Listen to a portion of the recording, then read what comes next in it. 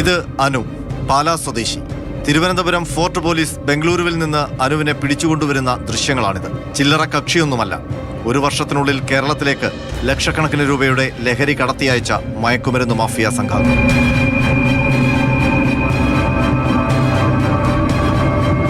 കഴിഞ്ഞ ദിവസം തിരുവനന്തപുരം നഗരത്തിൽ നിന്ന് 32 ഗ്രാം MDMA-യുമായി മുട്ടത്തറ സ്വദേശി ഗോപകുമാർ പിടിയിലായിരുന്നു.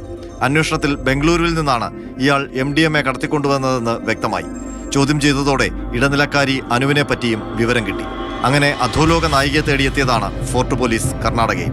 തിരുവനന്തപുരം സിറ്റി പോലീസ് കമ്മീഷണറുടെ നിർദ്ദേശപ്രകാരമായിരുന്നു ഫോർട്ട് പോലീസിന്റെ യാത്ര. ഫോർട്ട് പോലീസ് സ്റ്റേഷൻ SHO ശിവകുമാറിന്റെ നേതൃത്വത്തിലുള്ള പോലീസ് സംഘം ബംഗളൂരുവിൽ വലവിരിച്ചു. അനു കുടുങ്ങി.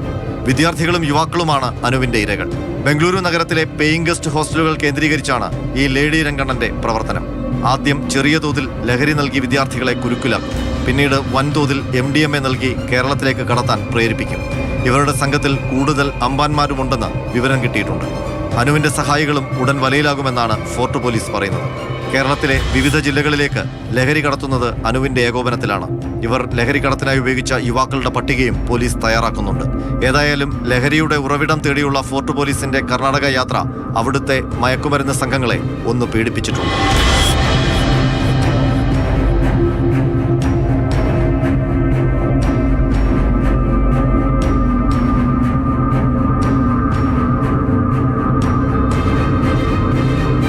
മാതൃഭൂമി ന്യൂസ്, തിരുവനന്തപുരം.